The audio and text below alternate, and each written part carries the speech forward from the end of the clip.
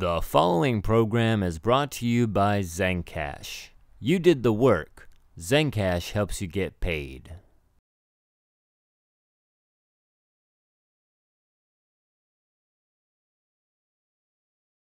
We'll move into finance because everybody likes money, right?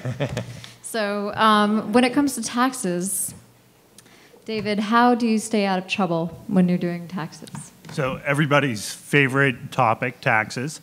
There are for companies that get started, they start having revenue, they need to start worrying about a whole myriad number of taxes. So there's state and federal taxes that you need to file, and you need to pay state and federal taxes on a quarterly basis, so 4 times a year. You also need to take care of a bunch of other government taxes and fees, including your state business license, oftentimes your city business license. You need to take care of things like 1099s on an annual basis. You need to take care of payroll taxes, depending on where you live. There's a whole myriad of different taxes that you need to make sure that you're taking care of every year and on a recurring basis. What we advise companies to do is once you get incorporated, once you get set up, after you start working in operations, find a tax advisor that's out there. There's a lot of great folks that do this work. Our firm does this work. There's a lot of other great folks that do it. And hire them. And they will take care of ensuring that you are following all these different regulations, because frankly, it's a pain in the ass. There's a lot of different things that you need to worry about. And if you're like most of the entrepreneurs I know, you want to be worried about creating a product, creating strategic relationships, building a business. The last thing in the world you want to think about is taxes. So just know that you have to worry about that shit. Go out and find someone that can take care of it. Plus, you accept the liability of that, which is key. Which is great. Yeah. You know, a lot of people use different, TurboTax or QuickBooks. Is there one that you recommend for a billing system? So as you set up your organization, as you set up your entity, regardless of whether it's a corporation or an LLC or another type of business entity, you're going to have to figure out how you want to track all of your financial transactions and how you want to track the expenses that you pay, how you track the revenue that you that you're earning, and how you are tracking all of your obligations and your billing. We commonly see QuickBooks, and that's probably the #1 system that we see out there. Probably about 80% of our clients use QuickBooks. It's relatively inexpensive. It's relatively easy to use. Larger companies use more sophisticated systems. You all probably heard of NetSuite, or Microsoft has a whole system, a whole series of different programs called Microsoft Dynamics. And the larger you get, the more complicated these systems get.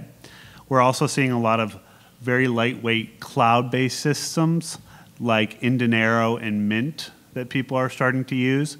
Those are typically used to just track your expenses. They're not a full-fledged accounting system. So in the same way that you're going to take a look at what the entity is and how you want to set up the structure of your business, you also want to look at what your needs are and find this accounting system that meets your needs best. And think about not only where you are today, but where you want to be in 5 years or where you want to be in 10 years, so that you have a system that can grow with your business as your business grows. If you want to get venture funding, and if you're trying to grow a business that is at some point going to either have an exit that's going to be acquired or theoretically go for an IPO, you want to make sure that whatever accounting system that you use allows something called dual entry accounting, which means that it allows you to do generally accepted accounting principles, which means that there's 2 sides of every equation, so that there's debits and credits, which is a bunch of accounting mumbo jumbo for basically a sophisticated system that's doing more than just tracking your expenses. So it's the one thing I would recommend that you really look at. So. Okay. And how much money does a startup usually have to hire a financial advisor? it depends on the complexity of the company and what they're trying to do. We typically start working with companies when they close a seed round of funding. So most of our clients have raised anywhere between $400,000 to $1.5 million, and they're in a high growth mode.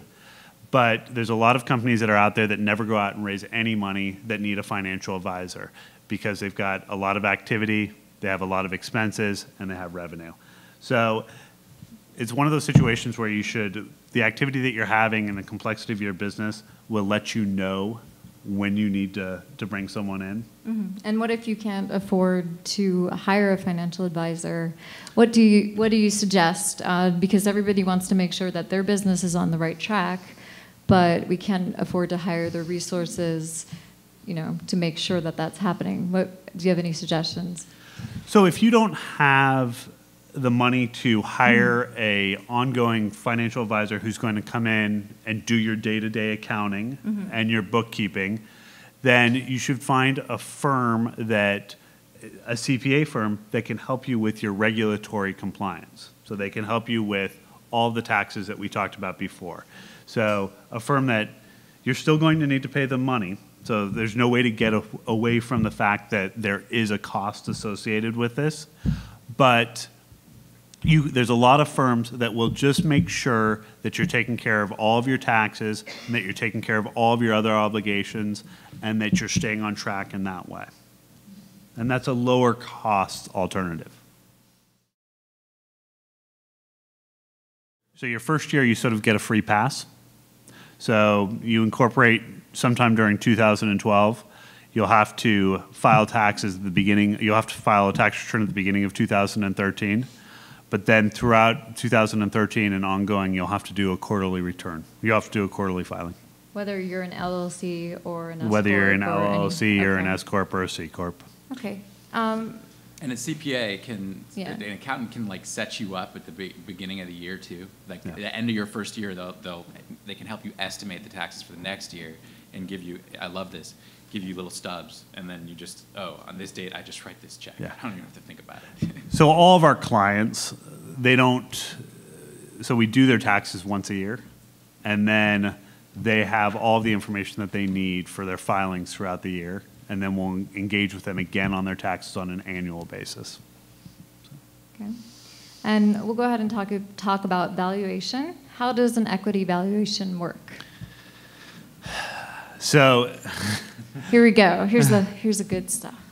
So an equity valuation is when you are raising capital from an outside investor.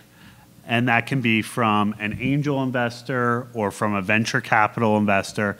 And they're coming in and they're giving you a certain amount of money and they're taking a certain percentage of ownership of your entity. You're basically selling off a piece of your company. And the price that you use for that and what you're selling, what the value of your company is, really varies. There's not a set formula there. There's not a stock answer for that. The valuation is going to depend on what the business is that you're doing, how many different investors are interested in what you're doing, what the revenue potential is, what the founding team looks like, what the potential exit is for the business. There's a lot of different variables that come into play in determining your value. Unfortunately or fortunately, in the world that we live in here in the Bay Area, there's also trends. 5 years ago, we saw a lot of clean technology companies that were getting incredibly high valuations. A year ago, we saw a lot of social media companies that were getting very high valuations. Today, we're seeing a lot of cloud computing and mobility companies that are getting high valuations. So unfortunately or fortunately in this area, VCs follow trends and certain things are hot at certain times, and that has a huge impact on the valuation. But if you're going out and selling part of your company, what I would recommend is talk to a lot of other entrepreneurs that are out there, find out what their values are for their company, have a good understanding of what your potential exit is, what the market is for your idea, and try and understand what going rates are. And then understand what terms like pre and post money mean. So of the folks here, are any of you does anyone here work for a venture-backed company? And do you have options, stock options? Okay. So because of Enron, the federal government created something called Sarbanes-Oxley. And it was a bunch of different rules and regulations. And one of those rules said, if you work for a privately held company and you own common stock or common stock options, you need to have those options professionally valued. So a 409A valuation is a professional valuation that is done on common stock for privately held companies. It's a ridiculous exercise. It basically just costs every company we work with $5,000 to $7,000 every year. And the answers that they come up with are fairly stock, but it's the price for your common stock options. So one important point, and then I'll answer both those questions, but on the common stock options, if you are giving out options, you do need to worry about what the valuation is for those options, and you need to make sure you're following the rules on it. And the people receiving the options need to worry too. Yep. And the 409A sets see, this is again the government not getting its money. I don't hate the government, by the way. I pay my taxes. But see, if you could just give stock or options to employees, or you could backdate the options so that they weren't, worth the $10 that they're worth today, but the dollar before that they were worth, then the government's only getting $1's worth of taxable income to the employee on that go around of that transaction. And the government will only see money again if and when that employee sells that stock. So the government wants this money now. So somebody out there does a valuation and says it's worth this amount of money, and then at the time that stock is sold, somebody has to pay some money for that sale transaction.